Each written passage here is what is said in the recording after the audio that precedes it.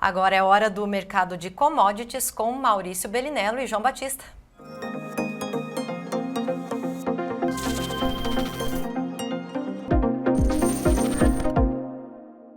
Sou Maurício, muito boa tarde, obrigado pela presença. Fala, João, boa tarde a todos. Sim, a gente vai olhar as cotações, mas os preços, como está dizendo sempre o Vlamir Brandalize há um certo tempo, ele está sempre lateralizado, né? Sobe e desce, um serrotinho. Veja aí, na verdade até que piorou um pouco, está todo no vermelho, praticamente todos no vermelho, só o café está segurando e o ouro. A soja 11,76 perdendo 0,47, o milho 4,31, trigo perdendo mais, só o café subindo, o açúcar no vermelho, algodão no vermelho, petróleo descendo, o ouro subindo. Ô professor, bom, 3 perguntas em uma. Tem algum indício desse vermelho aí nas cotações? Na verdade não, João, por mais que esteja negativo mesmo, né? Só para ter uma ideia, o contrato julho, que é o que eu tenho acompanhado mais na soja agora, nessa faixa dos 11,90, ele está enroscado aí desde o dia 8 de março, João, faz mais de um mês. Literalmente mais de um mês que ele vai 10, 20 centavos para lá, 20 centavos para cá e fica ali, né? Então é isso, por enquanto nada a fazer, porque ele nem está subindo, nem caindo. Eu pessoalmente acho que é uma boa notícia, porque o mercado nesse sentido parou de vender, vindo de 14,20, né? Então é uma notícia no mínimo alentadora. Eu ainda sigo comprado, não tenho nada a mudar sobre a estratégia agora, até porque de novo se está parado, não vou ser eu que vou querer ser o apressado da história, mas assim, nada de muito especial acontecendo hoje em mercado algum, João. E esse café subindo, hein, professor? Esse aí vou falar, puxado pelo 214,15 Conilon, né, João? Porque não tem Conilon no mercado. O maior volume de cafés processados que a gente chama, especialmente nos países de renda um pouco mais baixo, é oriundo do Conilon, porque ele é mais barato, né, do que o Arábica. Só que hoje em dia o Conilon está mais caro que o Arábica no ponto de vista final do consumidor. Portanto, muita gente que faz café moído, essas coisas, café torrado, dentro do blend está puxando mais arábica do que puxava antigamente, porque faltou Conilon e, portanto, uma coisa puxa a outra. E o arábica, nesse momento, trabalhando perto dos $2,10, que é um preço bem alto, historicamente falando, ainda que as máximas dele estejam lá perto dos $3, máximas históricas. Café 214 libras ou $2,14 a libra peso. Isso. Acho que eu nunca vi esse preço não, professor? Já chegou Não, mais tem alto sim, que isso? João. Vou dar um número para você aqui, estou olhando, isso foi meio de sopetão aqui, mas nós resolve aqui, João. Em 21, por exemplo, o preço também chegou em $2,60 em 2021, e se você pegar mais para trás, em 2011 ele chegou a $3,10, em 97, $3,20. Então esse preço agora, historicamente, é um preço alto, mas algumas vezes, desde os anos 70, ele já chegou perto dos $2, João. Não é exatamente uma novidade, mas, tá enfim, bom? Enfim, bom para quem está na cultura cacau, café, bom que está dentro. Para os paraquedistas, vai entrar agora, vai pagar o custo. E tanto um para outro, seja especulador, seja quem está na cultura, é um preço para fazer hedge, né, pessoal? Por favor, né? Pois não venham lamentar. Professor, por final, para a gente pular para outro assunto, esse Sim. ouro subindo significa alguma coisa? Quem? O ouro. Não, João, o ouro está bem tranquilo mesmo. Falamos aqui esses dias, né? Aqui não, desculpa, falei com você agora que eu lembrei. Tem muita gente empolgada com o ouro, né, e tudo mais. Eu não vejo empolgação alguma, porque o ouro está na máxima histórica agora, o preço da onça Troy, né, que é a unidade de medida dele. Porém, o ouro tem uma dinâmica bem específica, né? O ouro ele carrega valor, ou seja, ele é chamado de metal reserva de valor, como é, por exemplo, a platina, a prata, o paládio. O que isso quer dizer? Você literalmente, se um dia alguém quiser bater em você, você pega o ouro, bota na mochila, sai correndo, e aonde quer que você chegue, o ouro será aceito, obviamente não em qualquer lugar, como uma moeda de troca. E, portanto, ao longo do tempo, o ouro deveria recompor o que a inflação come de poder de compra, de perda de poder de compra da moeda fiduciária, do dólar, do real, do que você quiser. Porém, verdade, ele está na máxima histórica agora, mas o último grande topo, por exemplo, do ouro, João, foi lá em 2020, pouco depois da explosão do Covid, né? Se hoje o ouro tivesse só recomposto a inflação de 2020 para cá, o ouro ainda precisa subir uns 5% só para empatar com o topo de 2020. E o outro grande topo é o de 2011.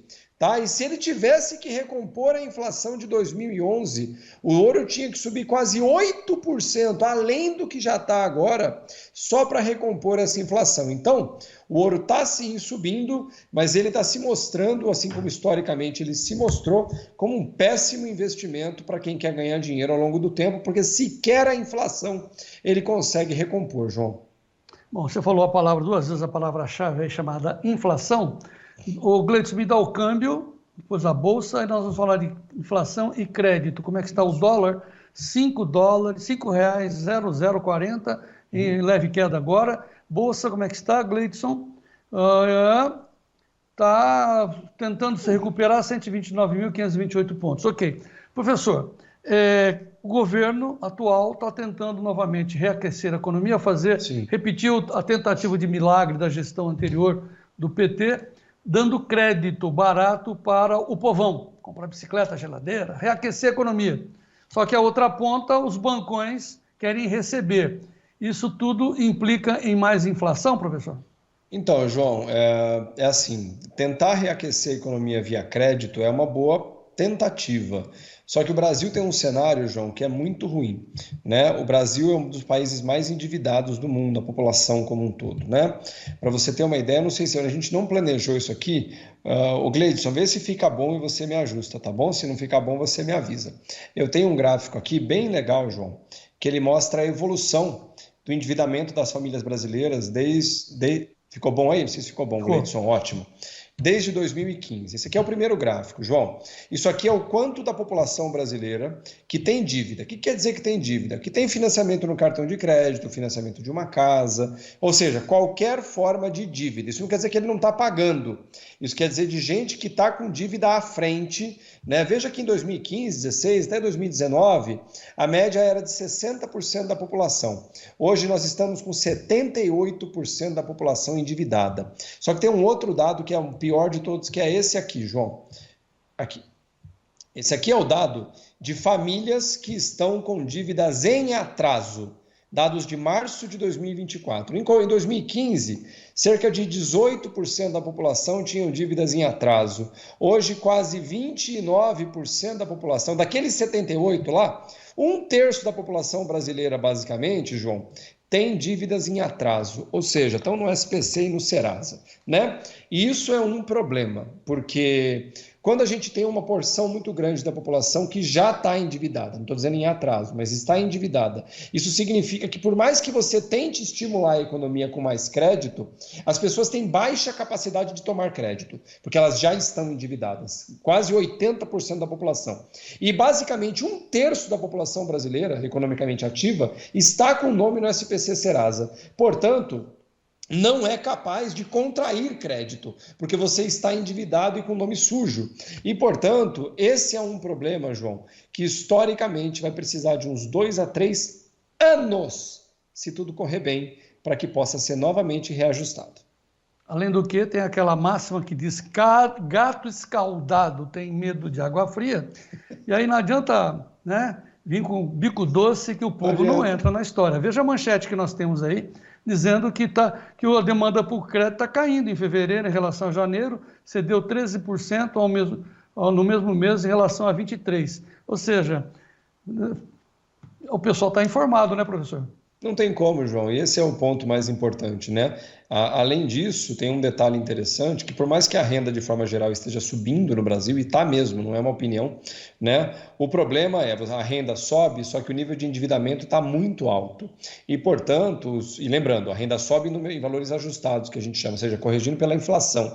Só que os principais bens de consumo que realmente movimentam a economia bens de alto valor agregado, bens duráveis, né? Geladeira, televisão, carro, apartamento. E qual que é o problema? Como a média da população brasileira está ganhando menos, né? As pessoas não conseguem fazer dívidas de alto valor agregado que realmente aquecem a economia. Até porque né? No Brasil hoje, tirando o Renault Kwid lá, um carro hoje por menos de 100 mil reais é a coisa mais rara do mundo, né? E, portanto, imagina, uma população que ganha 2, 3 mil reais de renda média, como é que você compra um carro de 100 mil? Então, esse é o problema. Hoje a gente tem um endividamento de qualidade ruim, ou seja, as pessoas estão endividadas, João, e nos Estados Unidos isso está acontecendo do mesmo jeito, tá? Estão endividadas com comida, com mercado. E isso é um problema. Ou seja, nós não temos massa salarial disponível para isso, ela é muito baixa. Da massa salarial disponível, grande parte, 1/3 dela, está tomada em dívida que não vai conseguir tomar nova dívida. E terceiro, boa parte dos produtos de alto valor agregado custam muito mais caro do que a renda média brasileira hoje e as pessoas simplesmente não têm acesso. Portanto, é o que eu falei.